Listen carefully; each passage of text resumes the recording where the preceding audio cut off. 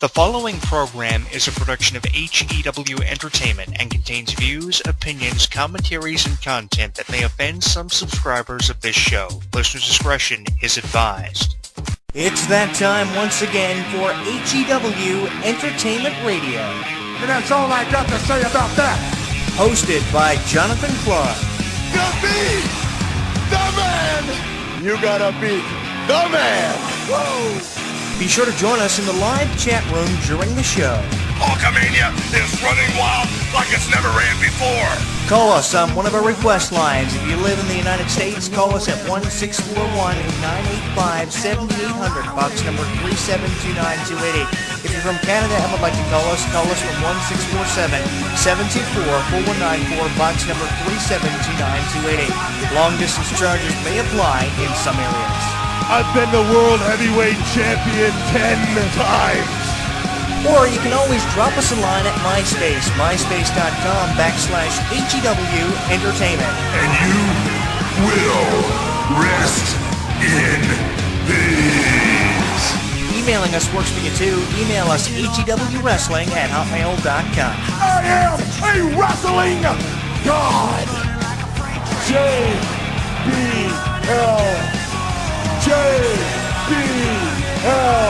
And now, without any further ado, here is your host of HEW Entertainment Radio on the official website of HEW Entertainment, Jonathan Clarke. The champ is here.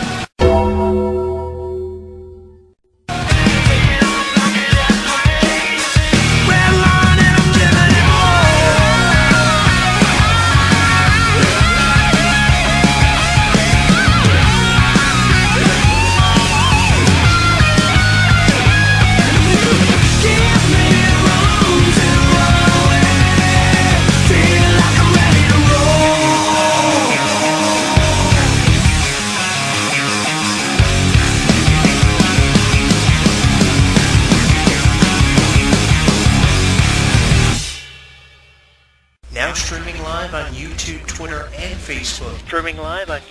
Twitter, and Facebook. HEW Entertainment Radio is inviting you to comment on our video blogs, join the conversation, and like us. So what are you waiting for? Log on and listen now.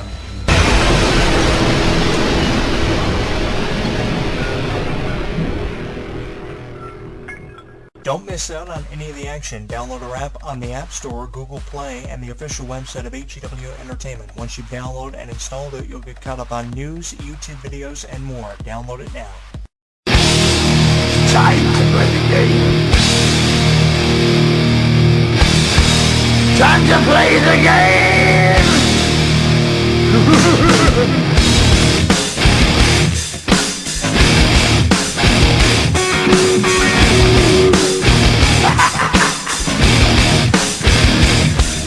It's all about the game, and how you play it. All about control, and if you can take it. All about your debt, and if you can pay it. It's all about pain, and who's gonna make it?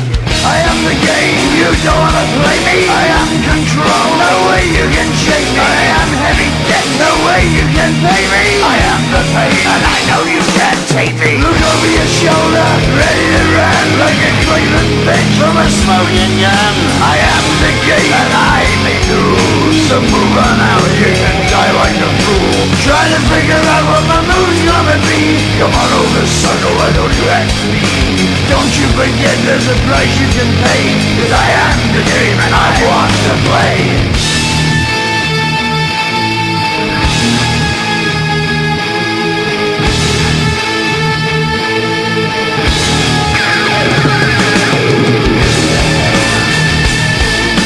Time to play the game.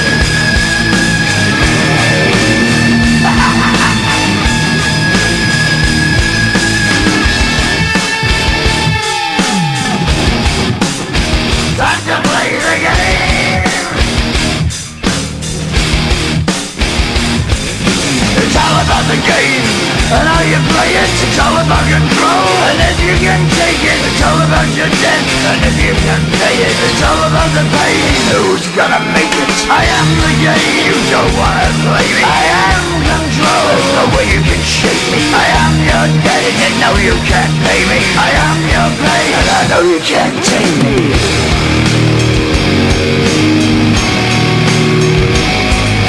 Play the game, you're gonna be the same, you're gonna change your name, you're gonna die in flames.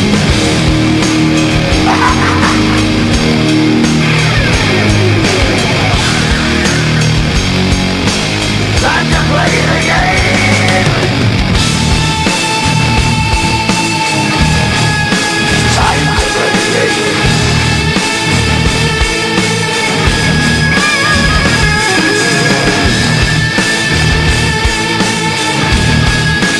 Time to play the game.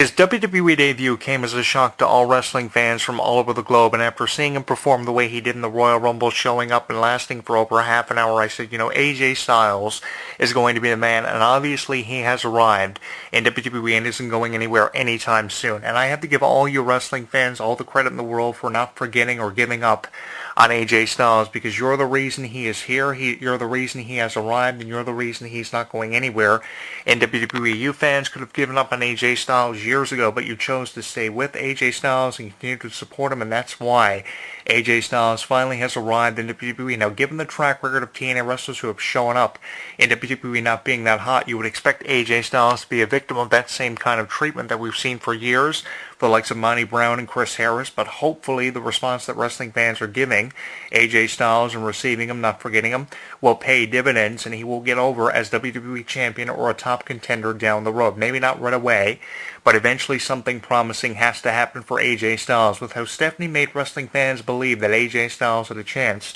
of winning the Royal Rumble match. You can talk about Dean Ambrose and Triple H and the final two competitors in the Royal Rumble match, the way it ended up this year. But I mean, just imagine if it would have came down to, say, Triple H and AJ Styles with the championship, another place would have reacted. If it would have blown up with the chance that Dean Ambrose had of becoming champion and walking out as the winner of the Royal Rumble this year, can you imagine if the same thing would have happened for AJ Styles? And here's the way I'm choosing to look at the arrival of AJ Styles. If you can put Daniel Bryan over in WrestleMania main events as champion, you can do the same thing for AJ Styles. Can you imagine the magnitude of a WrestleMania championship match between AJ Styles and Triple H, and the revenue that would be generated from this, and the attention, the conversation would be at an all-time high? And I would be really excited for AJ Styles versus Triple H, as I would AJ Styles versus John Cena or Randy Orton. I mean, that would be amazing. These are dream matches that wrestling fans have talked about for years. Who would ever win in a match between AJ Styles and John Cena? And that's something that we actually have a chance now of seeing, which makes it more unpredictable. And I think that really, if there ever was a time to be a fan of professional wrestling, that time is now, because we have more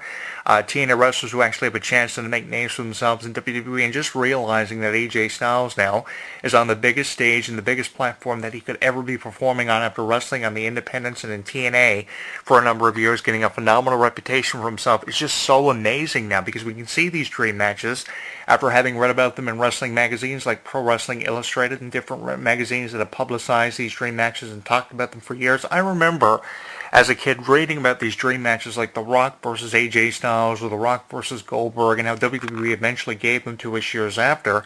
But AJ Styles and all these dream matches, I mean, that is something that's been talked about for years, so why not put AJ Styles over as champion? Now, there are one of two ways that I'm looking at the future of AJ Styles. One is a Money in the Bank briefcase, because I think AJ Styles having that briefcase makes the storylines that much more fun and that much more unpredictable because he's really that go-to guy for the Money in the Bank briefcase. I mean, we've seen so many recipients of that briefcase over the years cash it in unpredictable ways and fashions. But I mean, AJ Styles, with how unpredictable he's been for at least the last 15 years on the independents and in TNA wrestling, that would be amazing, seeing him cash in the briefcase and finding out the way he would go about doing it. Either that or eventually making him champion. I think the revenue would be amazing and the stock of WWE would blow up. And not to mention the attention of wrestling fans, the span of the attention of wrestling fans would greatly increase if someone like AJ Styles were champion or a top contender eventually, probably 4 to 6 months from now, which is where I see us being with the storylines by July or August of this calendar year of 2016. I think AJ Styles is either going to be briefcase holding or he's going to be a champion, and he's going to be a force to be reckoned with, not to mention someone who we are not going to forget about anytime soon. And that's something you had better not do as wrestling fans, forgetting about AJ Styles. He is lurking in the shadows, and I think what he's doing right now is just waiting for an opportunity. While I appreciate what Jericho and Styles have been doing in their series of matches going back and forth on editions of Raw, SmackDown, and pay-per-views recently at Fastlane in their most incredible match of the series, and then forming this tag team Y2AJ, while I think it's really catchy and it changes the complexity of the tag team division, I think something better is deserved to happen for AJ Styles. I really appreciate them wrestling, and I really appreciate them as a tag team, but I think far more unpredictable things are happening for AJ Styles in the future, and could be happening for AJ Styles now. But again, it goes back to how you have to have confidence in someone who you could pay in the six figures to be in these main events. And if you had that confidence for Daniel Bryan, then you can obviously have that same amount of confidence, if not more, for someone like an AJ Styles. And why not change things up with the way you've treated TNA wrestlers for years and give someone the benefit of the doubt? Because you cannot argue the fact that people who have come in from TNA wrestling have been treated really horrible, but you also can't argue the fact that they are incredible talents. I mean, Chris Harris was an exceptionally phenomenal talent for TNA wrestling and part of AMW, and we all know, of course, they were TNA Tag Team Champions, and he went from there to doing really nothing with his WWE career that was really relevant or worth mentioning. I spoke to Chris Harris a few months after his release, and he felt very pissed off over how WWE had treated him.